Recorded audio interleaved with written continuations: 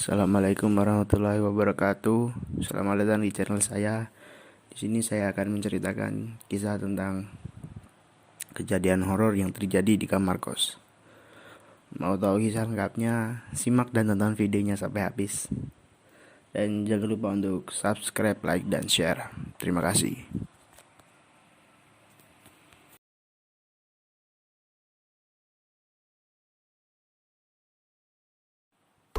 Hari itu aku pindah ke kos baru yang letaknya nggak jauh dari tempat pemakaman umum. Dan malam pertama dan malam kedua semuanya masih normal. Namun pada saat malam ketiga, yang mana keadaan kos sepi karena para penghuni kos sedang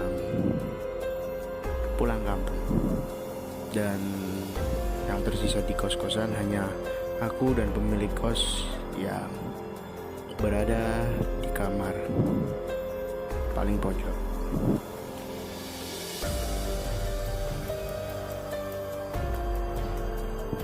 Menjelang tengah malam, aku pun terbangun karena aku mendengar suara langkah kaki yang seperti sedang berlari di luar kamar kosku. Awalnya aku tidak terlalu memperdulikannya, namun suara itu semakin keras dan aku juga mendengar ada orang yang mengetuk pintu kamar kosku beberapa kali. Aku yang penasaran pun mencoba melihat, namun aku tidak menemukan siapapun di luar. Yang aku temukan hanya lorong yang gelap dan hanya ada cahaya di sudut lorong, yaitu di kamar milik penjaga kos. Aku pun menjadi bingung.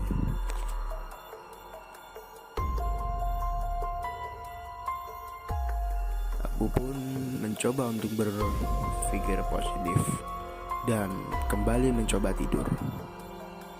Namun aku kembali terbangun karena aku mendengar seseorang mengetuk pintu kamar kosku lagi. Kali ini ketukannya lebih keras dan lebih lama. Aku pun terbangun dan aku pun mencoba untuk keluar dari kamar kos dan mengelilingi lorong. Aku pun sempat menyalakan lampu di lorong. Dan ketika aku berjalan, aku bertemu dengan dua sosok besar dan hitam.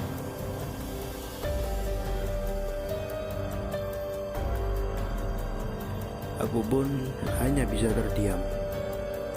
Badanku pun seketika menjadi lepas. Dan dua sosok tersebut pun menatapku. Tiba-tiba mereka mulai bergerak ke arahku.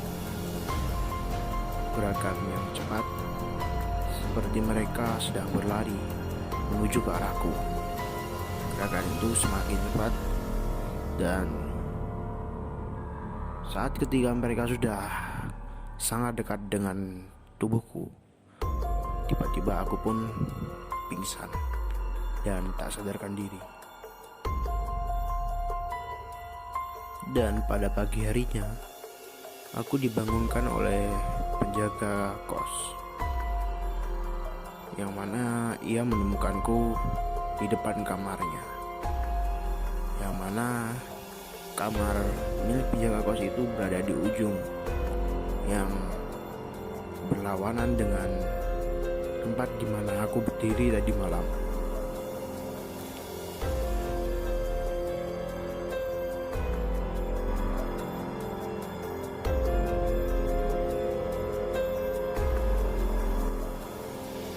Kos di mana aku tinggal itu adalah kos yang cukup terkenal akan keangkerannya. Namun selama ini aku tidak pernah mendapatkan keanehan-keanehan yang sangat mengganggu. Semuanya berubah saat malam ini. Saat itu aku yang baru pulang dari kantor pun segera tidur. Aku tidak mempedulikan keadaan di sekitarku karena aku kelelahan setelah bekerja.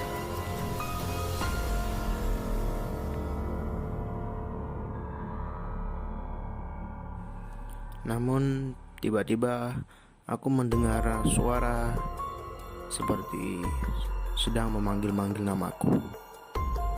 Awalnya aku mengira itu adalah suara dari temanku, yaitu Sri, yang membutuhkan bantuan. Aku pun tidak terlalu memperdulikannya. Namun setelah aku dengar baik-baik, suara itu sepertinya berasal dari belakang tubuhku, sangat dekat. Dan ketika aku membuka mata, aku tidak menemukan siapapun. Kamarku sepi, hening, dan Sri tidak ada di sana. Dan aku pun merasakan ada sesuatu yang kurang nyaman di bagian punggungku. Aku pun tidak terlalu mempedulikannya.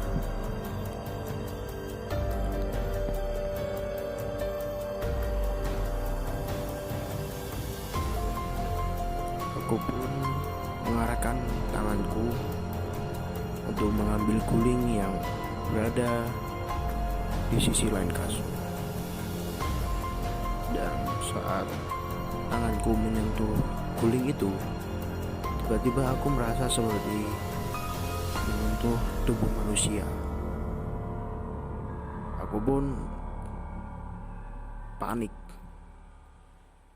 Aku sangat ketakutan dan tiba-tiba tanganku terhenti di bagian dimana sedikit lebih tinggi, dan bagian itu terasa seperti tangan yang terlipat. Aku pun tidak berani melihat apa yang dipegang oleh tanganku itu, karena sebenarnya aku sudah tahu apa yang aku pegang itu.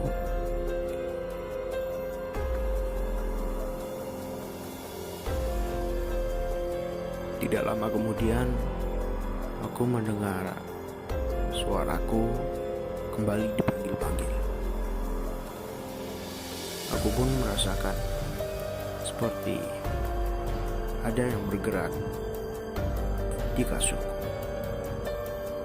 dan itu terasa semakin mendekat padaku. Lalu tiba-tiba aku mendengar suara, "Tolong, Rini, tolong." Aku pun segera bangun dari kasur dan bergegas keluar dari kamar, karena pada saat itu aku yang berniat untuk berteriak pun tidak bisa mengeluarkan kata-kata sepatah pun. Suaraku seperti tertahan di dalam mulutku.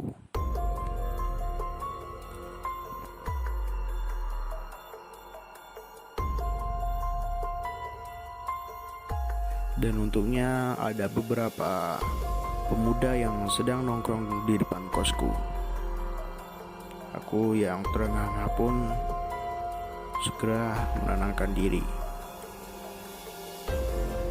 Dan pada malam itu aku pun memutuskan untuk tidur di kamar Sri bersama dengan Sri.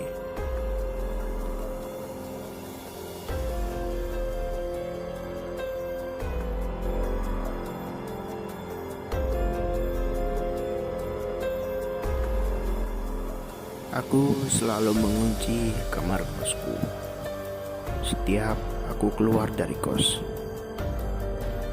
Namun setiap aku kembali ke kosan, aku selalu menemukan barang-barangku berantakan, atau semua barang-barangku tidak berada di tempat di mana terakhir kali aku menaruhnya. selama seminggu aku tidak terlalu menghiraukannya. Dan pada suatu hari aku pun memutuskan untuk tidak keluar dari kos. Aku ingin mengetahui siapa yang selalu membuat kamarku berantakan.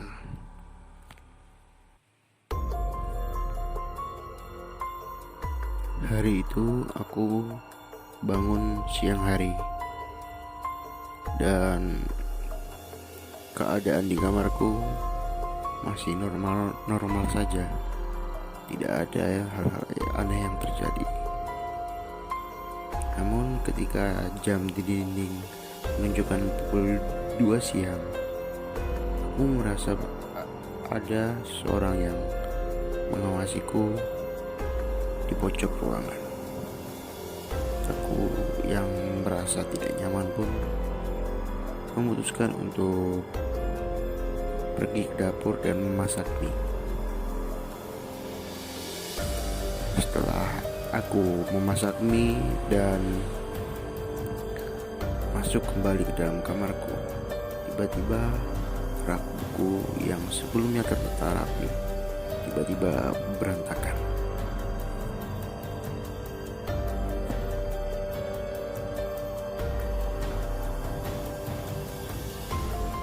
Aku pun sangat bingung. Lalu ketika aku sedang makan mie instan, tiba-tiba buku-buku yang sebelumnya sudah aku tata rapi kembali berantakan. Dan aku semakin terkejut karena barang-barang lain pun ikut berantakan.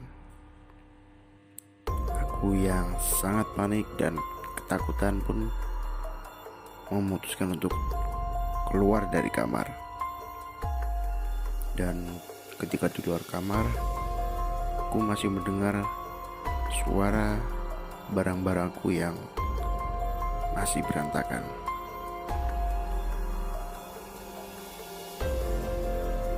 Kemudian aku pun memberanikan diri untuk membuka pintu dan melihat apa yang sebenarnya terjadi. Ketika aku membuka pintu, aku pun melihat seorang bocah dengan kepala gundul dan pakaian yang lusuh sedang berada di atas rak bukuku.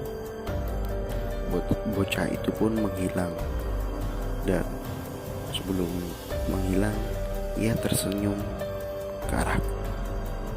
Aku yang ketakutan pun segera menutup pintu, dan sejak saat itu aku pun meminta untuk pindah kamar kos.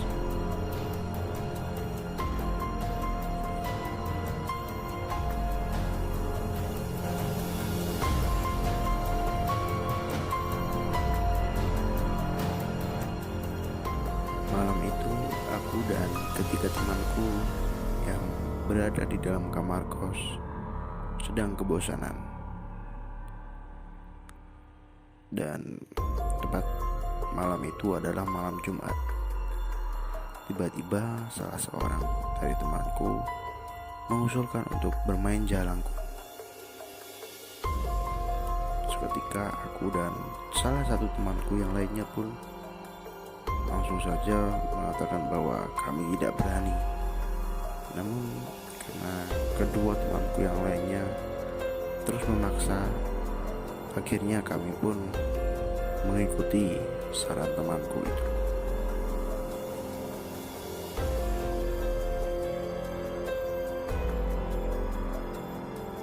Dan pada pukul 11 malam kami pun sudah bersiap-siap dengan alat-alat untuk permainan. Dan setelah 10 menit kami bermain, tidak terjadi apa-apa. Kami pun memutuskan bahwa tidak ada hal-hal seperti itu di tempat kosku. Dan tiba-tiba salah seorang dari temanku pun memutuskan untuk tidur. Dan akhirnya di kosku hanya ada kami bertiga.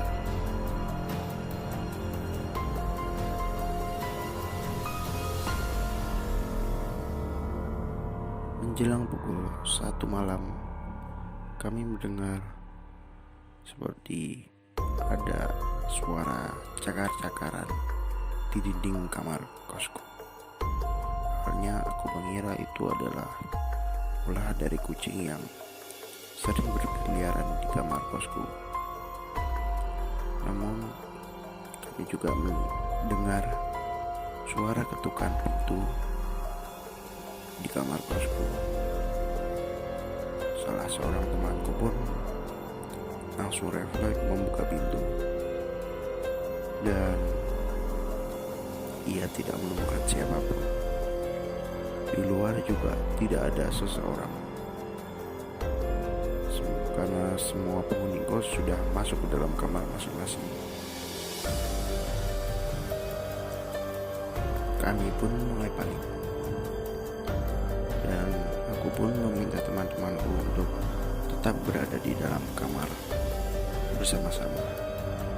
Namun tiba-tiba pintu, jendela, dan lemari tiba-tiba menggedor-gedor, seolah-olah ada seseorang yang sedang menggedor-gedor di baliknya.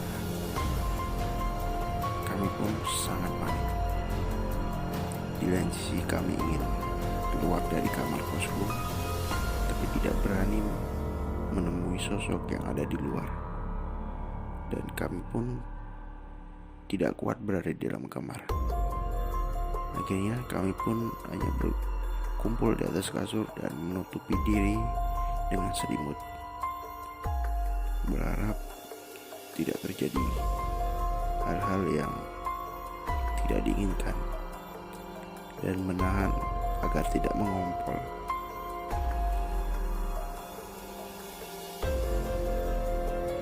Kami tidak tahu berapa lama kami bersembunyi di dalam selimut.